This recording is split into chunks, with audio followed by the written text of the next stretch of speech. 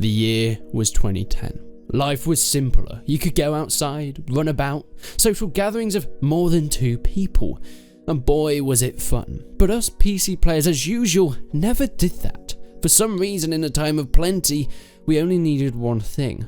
A game was on the horizon, like no other, and whilst games had come before, this one was different. It made us feel different. And on the 30th of March 2010, Mount & Blade Warband was released. In the years to come, we'd experience incredible battles, brutal sieges, massive mods, and insane amounts of butter. But its time is now coming to an end. With Bannerlord releasing in just a few days, I think it's time to say goodbye to Mount & Blade Warband, a game that kept us going through the hard times and the good. And while it will always be there in our Steam library, I have a feeling for many it will start to collect dust. But it has made its mark 10 years later. I think it's a good idea to start by going back. In 2005, Armagun Yavuz founded a tiny company while still at university, creating small demos for a project that at the time went by the name of Warrider. It was a basic medieval-based RPG where you could travel the world, talk to NPCs, recruit men to your army, and do small-scale battles to the death in the hope of gaining glory throughout the land. It later changed its name to Mount & Blade, where it properly became a project that had some potential. Then throughout 2006 and 2007, beta versions of the game were being sold off to fund to actually make this hobby into a full experience and game. Not expecting too much, but pulling out all the stops nonetheless. And soon in 2008, Mount & Blade was released, the first official game from Taleworlds, a sprawling world called Karadia, fantasy yet based on true medieval history. The Swadians, the Nords, factions patrolling the lands, lords taking over fiefs and cities, and you were just a lonely soul with no real place in the world. The player had the opportunity to carve their way, meet people, recruit men from bandits of tribes into armies, from villages to towns to castles, from peasants to lords to kings.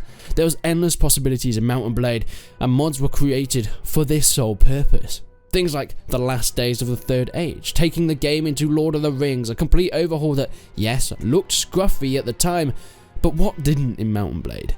But it completely shifted the game into more opportunities, more mods, endless ways to play and conquer Karadia. The game was a hit, selling over 1 million copies, and for a first go, it seemed like a breakout success. But where to go next? Well, this is where our beloved begins. On March the 29th, 2010, Mount & Blade sequel, Mount & Blade Warband, was released to much hype from the previous fans.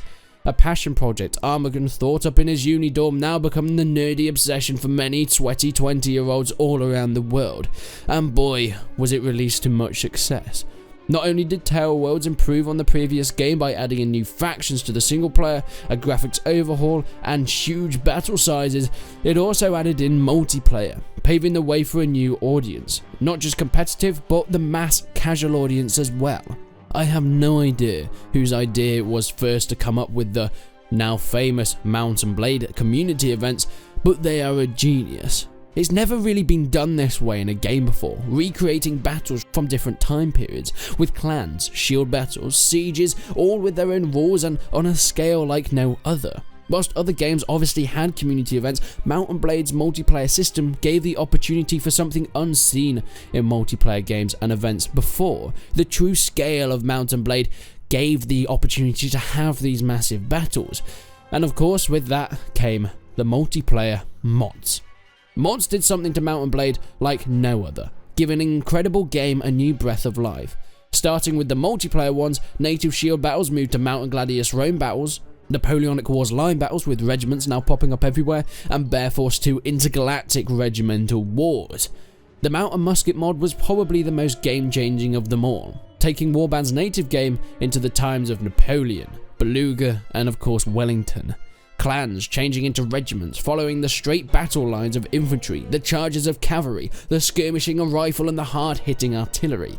It was so popular, in fact, that Taleworlds took the team behind it and got them to work on a full DLC for the game. Perhaps one of the best DLCs for any game ever. It was a great success and took Mount & Blade from a popular game to sealing itself in multiplayer games forever.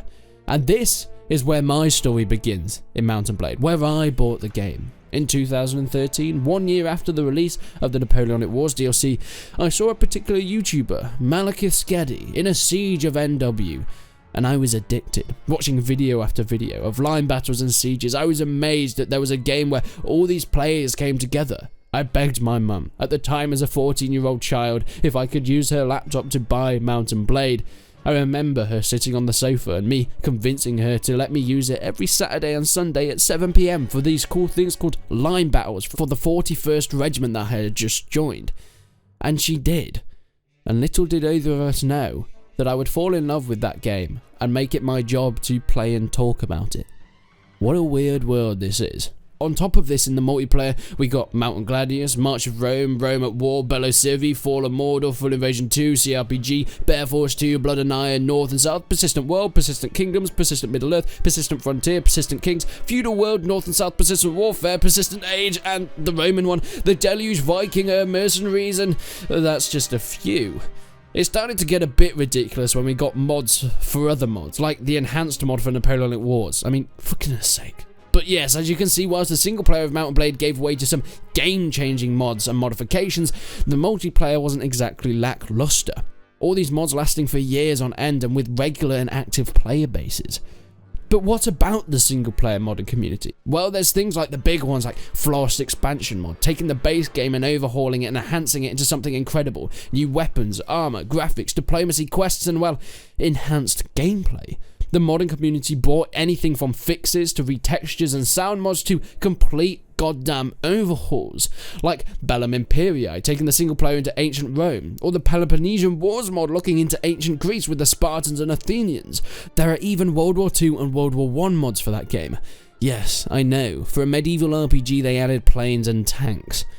There are hundreds if not thousands of ways to change and play your experience, but for me, it was always the native game that kept me coming back. The simple opening of waking up after a long ride in a caravan to Praven, beating off a sly attacking bandit from the town and being picked up by a lone merchant. He tells you of the land and his brother, kidnapped and taken into a hidden lair somewhere in the woods. Could you help him? Hell no, I have some killing to do. I'm sorry, my guy, I don't have time to save your brother. Yeah, look, it might be a bit of money and reputation if I do that, but you know what also gets you money? Looting, pillaging, throwing my gauntlet down to knights to fight for a fair maiden, entering tournaments to win glory, and of course lots and lots of camaraderie and ad revenue, growing my army, taking out helpless caravans for their furs and butter, and moving into surrounded territory as their greatest weakness is any soldier with a shield. So leave me alone, merchant, and save your brother yourself. Sorry, I got a little bit carried away then.